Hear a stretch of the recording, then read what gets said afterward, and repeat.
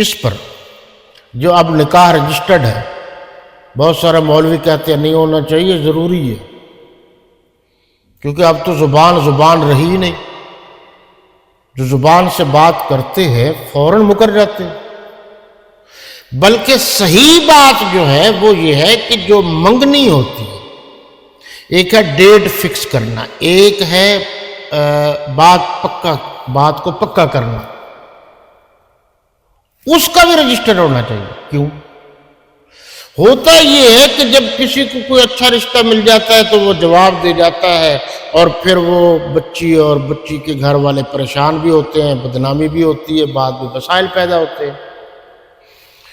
اور کیونکہ بہت سارے لوگ معاشرے میں ایسے ہیں کہ وہ رشتہ اب بیٹی کا لینے کے لیے دیکھتے ہیں مال متاع کتنا ہے، تو اس لیے وہ پابند ہو جاتا ہے اگر رجسٹرڈ ہو تو۔ اچھا، طلاق کا کچھ تو ہے، ویسے طلاق کا بھی باضابطہ رجسٹرڈ ہونا چاہیے۔ یہ اس میں بھی بڑی خرابیاں ہیں۔ ابھی کچھ یونین کونسل نے کچھ کیا ہے اور کچھ حکومت پاکستان نے، جو صحیح طریقہ قانوناً ہے وہ تو یہ ہے کہ عدالت میں آپ جائیں اور 3 مرتبہ لکھ کر دیں ہیں، لیکن یہ جو غصے میں آتے ہیں اور خاص کر ان پڑھ لوگ ہوتے ہیں، وہ کہہ دیتے ہیں کہ ہم نے 3 دفعہ کہا ہے اور بعد میں مکر جاتے ہیں، پھر مسائل پیدا ہو جاتے ہیں۔ ان کا آسان حل یہ ہے کہ جو قانون ہے شریعت کا اس کو اپنایا جائے، اور اس سے بھی بالکل آسان حل یہ ہے کہ جس مسلمان کے دل میں اللہ کا خوف ہوگا، اللہ کا ڈر ہوگا، جو اللہ کی کبریائی اور وحدانیت کا اقرار کرنے والا ہوگا، جو صحیح معنوں میں موحد ہوگا، وہ یہ غلط کام نہیں کرے گا۔ آگے جو لفظ ہے وہ ہے جی اللہ الصمد، اللہ بے نیاز ہے۔ اب اس پر آپ غور کریں لوگوں نے کیسے ترجمے کیے۔ رافضی جو ہے وہ دیکھو کس طریقے سے مانوی تعریف کر رہا ہے، ایک ہے لفظی تعریف، ایک ہے مانوی تعریف۔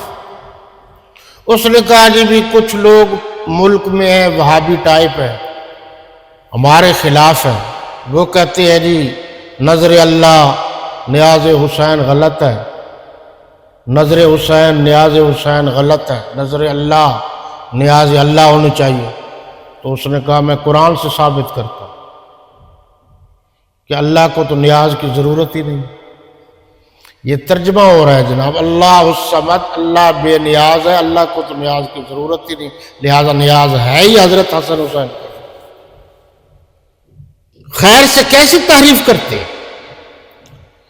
سورہ الرحمن میں ہے یخرج منہم اللؤلؤ والمرجان فبأي آلاء ربكما تكذبان۔ یہ میں اکثر آپ کو اشارہ کرتا رہتا ہوں کہ رافضیت اتنی گہری غلاظت ہے کہ اس کو سمجھنے کے لیے بہت دور کی آنکھیں چاہیے، ہر آدمی نہیں سمجھ سکتا۔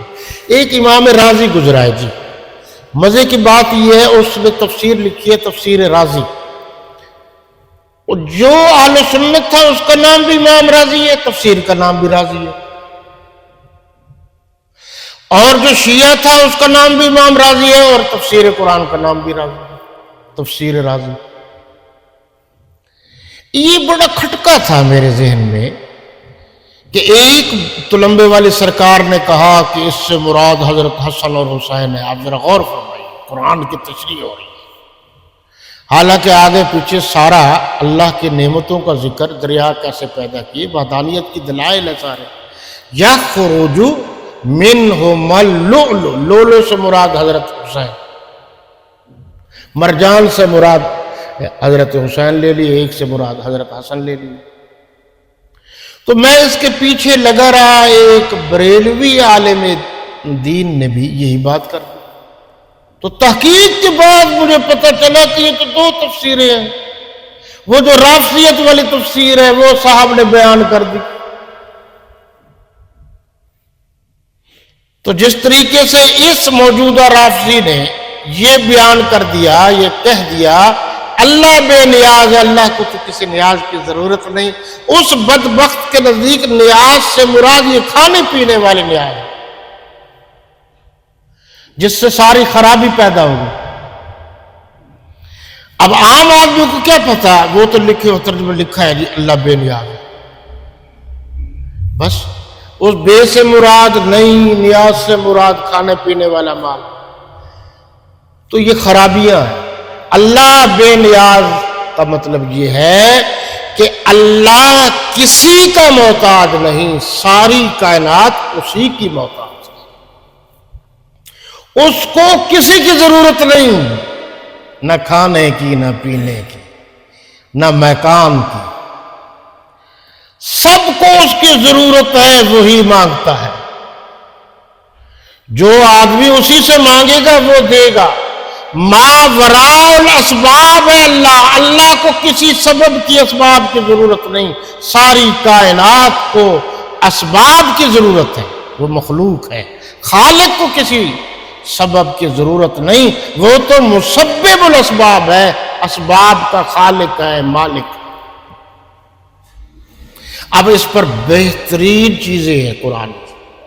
افلا ينظرون الى الابل كيف خلقت والى السماء كيف رفعت والى الجبال كيف نصبت والى الارض كيف سطحت۔ آپ ان چیزوں پر غور کریں کہ آپ دیکھتے نہیں کہ آسمان کو کس نے اوپر بنایا ہوا، زمین کو کس نے بچھایا ہوا ہے، اونٹ کو صحرائی جہاز کس نے بنایا ہوا، پہاڑوں کو کس نے جمایا ہوا۔ اب آپ ایک ایک چیز پر غور کریں تو اس میں اللہ کی وحدانیت، اللہ کی کبریائی، اللہ کی توحید کھل کر سامنے نظر آتی ہے۔ مثلا وقت نہیں ہے زیادہ، آپ آسمان کی طرف دیکھیں